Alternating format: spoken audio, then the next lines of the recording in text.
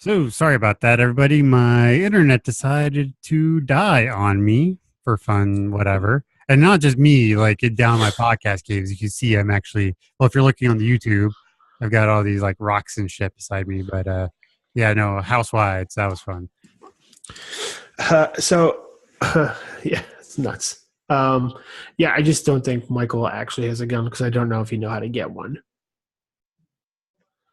I don't think Well, it's that hard. I think you just kind of walk in and fill out a form, and I don't think he has any criminal records or anything like that, so he's probably fine. I mean, yeah, I've got no idea what it is in PA. I mean, I know what it was in Texas and Oklahoma, but I have no idea what it is up here. But yeah, so no, I do think he'll kill Gabe. I don't think he'll do it with a gun. um, so as Andy's kind of peeping around Gabe's room, Well, Ryan's it kind of his explaining something. office. Oh yeah, his office Right. because he's got so many freaking rooms in there. Right. He's got at least 3 full bedrooms. Yeah, and we see like these vitality powders or something like that. One of them is supposed to be seahorse. Right. So I was curious, like you do. Yeah. Powdered seahorse is cheaper than I expected it to be. Okay.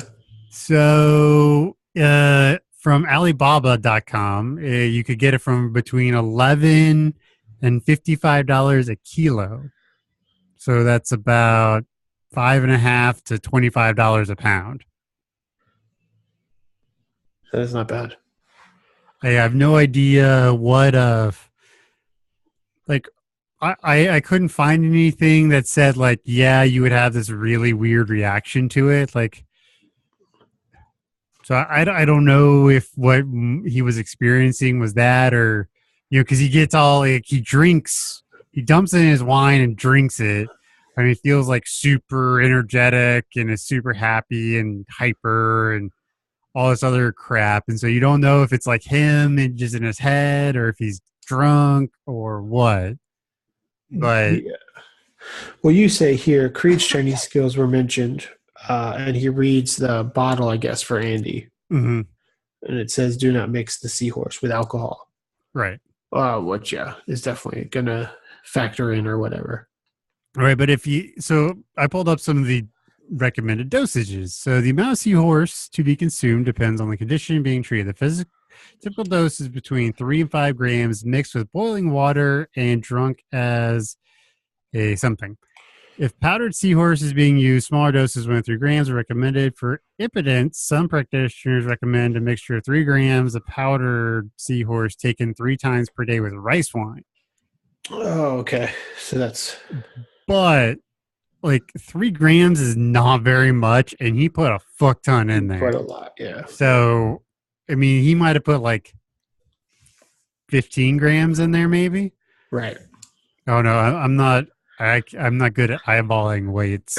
That's totally fair, especially in metric. We're Americans, God damn it! Give me pounds or nothing. Give me my freedom units. Yeah. Yeah. So he's feeling terrible, and he's kind of just going around being this walking wounded zombie-like individual for the rest of the night. Mm-hmm. In the bedroom, you find out that Dwight has this kind of weird, uncanny ability to like calm Cece down, right? Because the youngest Shroot is the one who raises the children, apparently. Mm-hmm. So he's been raising children since he was a baby. That's right. But he tries to leave Cece with the Halberts, because he has a date with Angela. Right? And she's like, they're gonna bang in a car. But yeah, like, where the fuck are they? Where she can just get naked in the car? Yeah, I mean, if you don't have any inhibitions, then you'll just do it wherever. I won't. I have a lot of inhibitions, but someone with no inhibitions probably would. I mean, I can get the whole car sex thing, but most people wouldn't get like just stark naked for the car sex. I wonder if there's part of it like it's for him. Like he comes and she's naked, and that's kind of like a nice visual or whatever, and that just kind of helps get things going, maybe. But still, I mean, there's got to be people around. Like, If Well, she's yeah, I too mean, close Pam to a walks right up, school, right? yeah, if she's too Yeah. close to a school, she's about to become a sex offender. Yeah. There's all Yeah. sorts of bad things going on here. Well, and this just came to mind, but this is not the first time Angela has put herself in a scantily compromising position because during Dwight's speech, right, she rents the hotel, she gets a key to his hotel room. Right, but that makes a whole lot more sense because you're expecting the only person to be coming in there is the person you're waiting on. Yeah, See, I I'm was just thinking saying she would do. more Goodbye Toby when they were boning on the desk. Well, that too. Also, a place where it's like kind of public or whatever. But I guess that's my point. I think she's got some odd feelings about nudity because on one hand she's got this strict Christian stuff going on, and the other hand, apparently she's a little freaky in bed. Yeah, so yeah, it's just I don't know. It just seemed odd to me. I don't know why I caught it this time. I'm like, man, that's a really bad place to be naked. Yeah. So right, Dwight convinces Pam to become an approved mediator to Right. kind of negotiate this evening's events with Angela, and that goes, and that's fine. And then Pam she kind of gets the sense that Angela's not just doing this for the sex contract and the baby making, but that there's some Mm, genuine feelings on her part. right. Because like Angela asked, like, how would he seem when he, Right. said it? There's obviously more on Angela's side than just the sex contract, Yeah, that's right. which he abruptly ditches in the next episode when she meets the senator. Yeah. Um, so we're back out in the kitchen, and Gabe is making some pigs in a blanket, but Michael accuses him of using the same dough that was from pizza. So are these like pizza hot dogs? Are they pigs in a blanket? What's going on here? And Yeah, kind of because like a last. I wouldn't use pizza dough for a pig on a blanket. No, I think it's too heavy, right? You want to use like a croissant type of thing. In general, right? Or a bit of a sweeter roll kind of dough Yeah. than like pizza crust. Yeah. It also depends on the pizza crust. I mean, when I'm thinking like, because I've had some pretty thin, light pizza crusts in my day. So who's to say? Who's to say? Write in, please. Let us know. So Michael kind of has like this last straw, goes out and sabotages the whole party, and eventually goes out to fix it again to become the hero. Right, he rips out the Yeah. cable. Yeah. It must have been really well marked because he managed to pull out the right one. Yeah. Because he does like study it, but yeah, it must have been by apartment number or something. Mm. But Aaron catches him as he tries to fix it. And yeah, they have this really weird interaction where Michael kind of finds out that Aaron has been looking up to him as a father figure. Right. And he was being kind of a dick. And as he gets to this realization, he starts to kind of embody that father figure for her. Right. And you think that would probably feel good because he's never really had anyone look up to him, Right. Yeah. So this is one of those times where he gets to be looked up to. Right. Yeah, it's I will say it feels weird to me. I suppose generally it's not bad because we kind of get the sense that she admires him from Secretary Day. Right. But I just don't know where it comes from. Well, like maybe she's got these issues, but it's never clear to me why she picks Michael to be that figure. well, you get a different sense of it in the manager and the salesman episode, like where there is a connection bond there because she is involved with Michael a lot, but um, she brings in back all of his toys and the bossa nova and the foot piano. Right. Yeah. She helps him get ready for when Holly comes back and the whole AJ thing, and with the 2 bottles of Johnny Walker Black and all that stuff. So Well, and similarly, she doesn't understand the Holly thing, which we'll get to too. But that's like, to me, it's like I don't get this father thing, and then she's like, I don't get this Holly thing. And it's like the Holly thing makes sense to me, Aaron. You're the weirdo.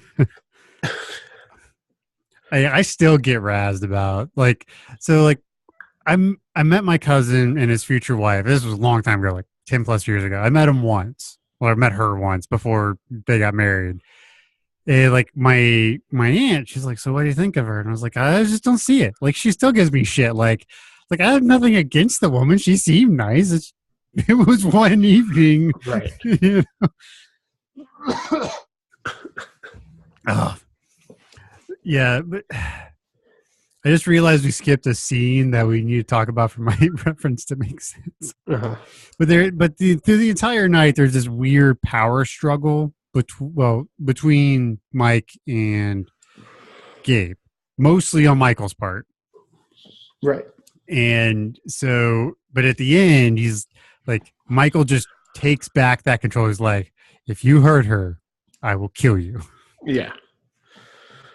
But then he goes, and not really, but really, I'll kill you and your entire family. Yeah, he's like, not really. And then he ups the ante, like, no, I will fucking murder your family. Your children's children will be dead.